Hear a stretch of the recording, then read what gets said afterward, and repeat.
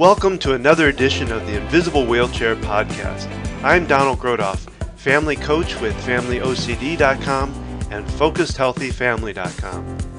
In the Invisible Wheelchair Podcast series, I delve into the hidden characteristics of OCD, anxiety, and anxiety disorders. The things that most people don't see, that are behind closed doors and shut within the mind about anxiety. My goal with these podcasts is to bring about awareness of Obsessive Compulsive Disorder, or OCD.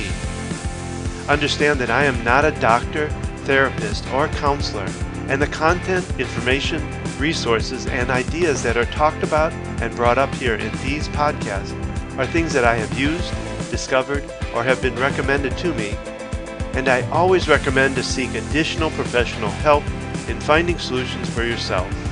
Thank you for listening and enjoy the podcast.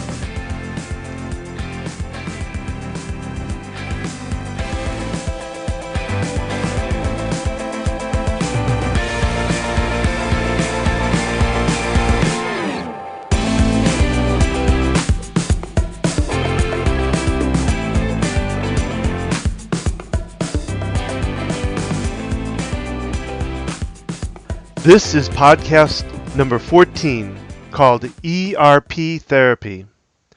Last time we talked about flooding, a type of therapy that, in my opinion, really does not work and you really want to avoid. It's when you're going straight at it and really diving directly into the triggers that trigger somebody's anxiety, and usually going for the biggest ones and just jumping right in, not going fast at it, getting exposed immediately to the trigger, which to me is like just a basic bomb happening for OCD. So today we're going to talk about ERP, exposure and response prevention therapy. And let me read for you the definition off of the IOCDF International OCD Foundation website, which is, by the way, listed on the website invisiblewheelchair.com. And I'm going to read it from there. This is an excerpt, and it's under the title of What is Exposure and Response Prevention. CBT, better known as Cognitive Behavioral Therapy, also really known in layman's term as talk therapy. CBT refers to a group of similar types of therapies used by mental health therapists for treating psychological disorders, with the most important type of CBT for OCD being exposure and response prevention, or ERP. The exposure in ERP refers to exposing yourself to the thoughts, images, objects, and situations that make you anxious and start your obsessions, while the response prevention part of ERP refers to making a choice not to do the compulsive behavior once the anxiety or obsessions have been triggered. All of this is done under the guidance of a therapist at the beginning, though you will eventually learn to do your own ERP exercises to help manage your symptoms. And by the way, I'll throw a plug in here for myself in this, shameless plug might be, but I also help in coaching that the therapist gets you going. I can coach you along and give you the encouragement and the guidance to make it through that process. So here is my view of what ERP is and how I have held and done it with my OCD kids. It's a methodical, slow, and tedious exposure to the triggers that set off OCD. It is a step-by-step approach. It's time-consuming, but to me it is one of the best treatments for OCD. It starts out slow with it can go with either your biggest or your simplest trigger. Most of the time I like to think about it going with the simplest first, so there can be immediate sense of accomplishment by going after the lightest trigger. And by that I mean a trigger, when my daughter and I would work on it, I would ask her, okay, so this object that's really bothering you, on a 1 to 10 scale, how strong does that drive your anxiety? and she would give me a number in between there. So a simple or a light trigger would probably be like a 2 or 3 or somewhere in that range, the lower end of that number. A bigger one would be an 8, 9, or a 10. So what most people I think suggest, and what I think is probably the best, is to start out with those simple ones, the ones that rank at a 2 or 3 or less, because then that one can be easily gotten over. The anxiety is not real strong, so you can knock that anxiety out. And it's an accomplishment. It makes them feel good, like they are able to then do something. So, we take either the simplest or the biggest, but like I say, I suggest the simplest. And you find ways to slowly and simply be around it, touch it, be near it, get acquainted with that trigger. And so the object of it is to kind of desensitize yourself to that trigger, to become more comfortable with the trigger, so future contact with that trigger, whatever it might be, will be easier and less effective and won't raise anxiety, or at least it won't raise it up high at all. So, and I'll give you, well, first I'd like to read what their way of kind of saying, a way to think of ERP. And I'm going to read this from the IOCD, the International OCD Foundation website. This is under the category Another Way to Think About ERP. And I'm going to read it directly because I think it's kind of fitting and helps to understand it. Think of your anxiety as an alarm system. If an alarm goes off, what does it mean? The alarm is there to get your attention. If an intruder is trying to break into your house, the alarm goes off, wakes you up, gets you to act, to do something, to protect yourself and your family. But what if the alarm system went off when a bird landed on the roof instead? Your body would respond to that alarm the same way it would if there were an actual threat, such as an intruder. OCD takes over your body's alarm system, a system that should be there to protect you. But instead of only warning you of real danger, the alarm system begins to respond to any trigger, no matter how small, as an absolute, terrifying, catastrophic threat.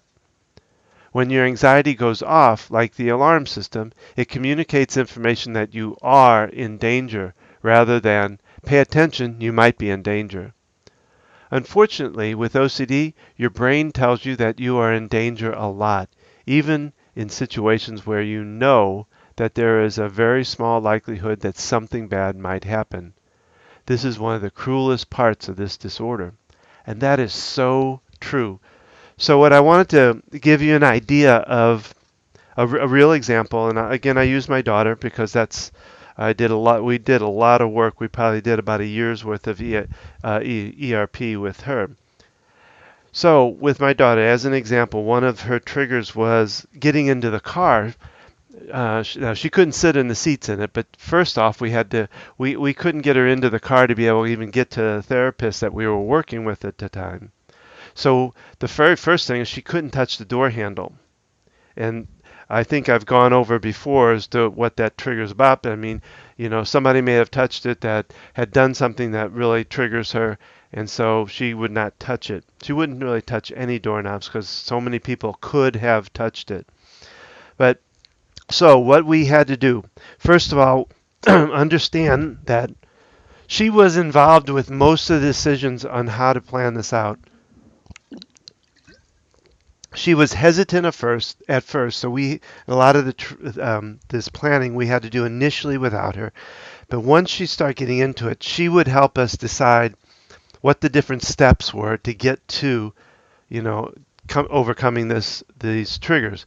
But let's go back to the car, the door handle. So what we had to do first with her was understand what the level of it was, and then we had to take a picture of the door handle and bring it in.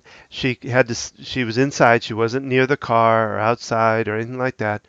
She had to look at that picture of that door handle, and with her it would trigger her anxiety. It would start raising up her anxiety. She'd get really anxious looking at it. But she had to sit and look at that picture and go through the anxiety till it came down. And we had to do that multiple times. We usually did it twice a day. We would work on our homework, as we called it, our exposures. Um, and we did a lot of her, at least initially, would take 3 to 4, maybe even a week for her to really get over just one step of it. So from the pictures, once she could look at that picture and it didn't raise anxiety, or at least didn't raise it up into a high level, we were able to move on to the next step. And in her case, the next step would be stepping or looking through the door at the car door. So she was still a distance, she was still inside, had to go through the same thing, get through the anxiety of it, all of that. And in our process, I use tapping a lot. I use surrogate tapping on me, and as she progressed later on, she would do the tapping herself. But the tapping would help bring down the anxiety even faster. So then the next step was once she was able to look through the door to the car to the door handle, and without anxiety, then she would take the next step, which was she stepped outside and looked across at the door. And we had to go through the same process there till the anxiety went down. Then she had to step closer. And I don't remember how many feet, but there was we would just step till she said, I just can't take it anymore, and we'd stop. And then she would sit there and go through that a couple of days on that, or whatever it took to get down on that anxiety, step closer and closer until she was right up against the door, not touching it at first, but looking at it. And again, same process till it got down. Then she would put the tip of her finger, the very least amount she could, against the door handle, and that would drive her into high anxiety. And we had to sit there and have her hold on to it till that anxiety went down. And then, that one especially took a while. I think that took probably 4 or 5 days at least to get past that. And then she had to put 2 fingers on, then 3 fingers on, then 4, then possibly touching with the top of all of her fingers or something like that, and then possibly grabbing it. And again, step by step, slow and methodical, encouraging her all the way, not condemning her, but encouraging her all the way until she was able to touch the door and then finally open the door. And a lot of times, as the more we got through different triggers, as we got to 3 or 4 triggers had been passed, then a lot of times I could encourage her to go, I think you could really do this next step now. And she would go, oh, all right. And she would do whatever the next big step was. Now, you have to be very careful, because I'll tell you what can happen if you try to rush this. And that we talked about, I think, in the flooding, is you can't jump from, her looking at the picture to touching the door. That's too dramatic, too bold, too strong, and can actually reverse the whole process. And trust me, I've done that. We were doing so good, and I jumped her too far. We were just having a good day, and it was really going well, and she was really happy and enthusiastic about doing it, which was not totally unusual, but it was. But this one day, we went too far. I stepped her right to a certain point that was not good, and it threw us back months of therapy, months of this ERP, and we kind of had to start all over again. So I warn you very heavily, don't go too fast or too heavy with this at one time. So you have to kind of plot it out. And I in coaching, I help people to plot out steps, goals, things like that they can do to be able to get this done properly. You want to encourage them during the losses. because you'll make 2 steps forward and then you'll make a step backwards. And sometimes you'll make 2 steps forward and 2 steps back. But you got to encourage those losses, saying, I know you can do this, and we'll just keep trying. We'll just keep working on it. And you celebrate the wins. You celebrate when they really, and give them let them celebrate too. Make sure they're celebrating. So the principle behind it is to sit through the anxiety until you're able to see or touch the trigger with no to little anxiety. And each step you sit through the anxiety till you get to the other side of it. And again, I use EFT, the tapping process I use, to help speed that reduction of anxiety. And the more you did that, the less anxiety. And just as a note, and I'm not going to go into heavy about medication, but a lot of times the medication that's used, I think, the most in this is the SSRIs, the selective serotonin reuptake inhibitors. And I'll kind of explain that real quickly as what that does. In OCD, and here again, I am not a doctor, not a therapist, but I'm going to explain this in the real layman's terms that I kind of understand it in. And I think I'm pretty close with this in understanding, but when in the brain of an OCD person, the neural pathways talk to each other. They're firing messages back and forth to each other. In a person with OCD's brain, the messages are being sent out, but coming back like backwash, which is not proper. And that's where you get the loop of talking. We talk because the part of this does have some talk to it. But, a lot of people talk about CBT. And therapists, I think, that I've seen that don't really understand OCD try to do CBT. I'm sorry, therapists that don't understand OCD tend to want to talk about CBT, and it has to be done very carefully because, most times, I think there's even studies, it talks about it on the IOCD Foundation site, that there's actually been studies that show that it really is not effective and actually can kind of backfire because think about it, you've got this loop of messages that go on in the head that just get worse and worse and worse. My daughters went crazy and would keep her mind so filled with negative thoughts and bad thoughts that if you're using talk therapy to get through this, a lot of times what that can do is fire those loops, get those messages going and spiral into loops of messages that aren't good. So I would be cautious. Like I said, I feel like ERP therapy is one of the best therapies there are. And of course, like I said, I talk about, I think in one of the other ones I talked about the range of therapies there are.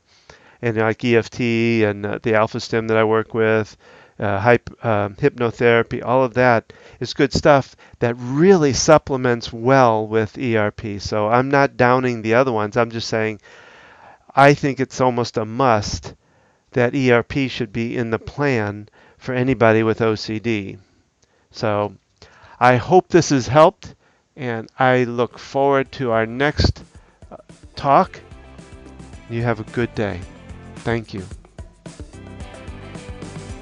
That concludes this podcast. Please leave me a comment or question below. That gives me good direction where to go on future podcasts. I would love to hear your invisible wheelchair stories if you're willing to share it. If you would, go to invisiblewheelchair.com and click on Tell Your Story. I want to remind you that OCD, Obsessive Compulsive Disorder, is treatable, and I can help you get past OCD. So if you have heard this podcast and others, and you feel like you need further assistance and would like to spend some time with me working through any issues you have, then feel free to book a session at focusedhealthyfamily.com or familyocd.com, or you can call me at 704-562-1630. I also offer $85 off initial discovery session if you mention that you heard it on this podcast. Finally, Don't forget that there is a tapping recording that coincides with this podcast you may want to take advantage of.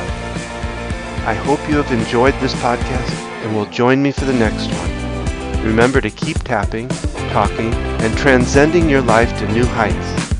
Thank you, and have a great day.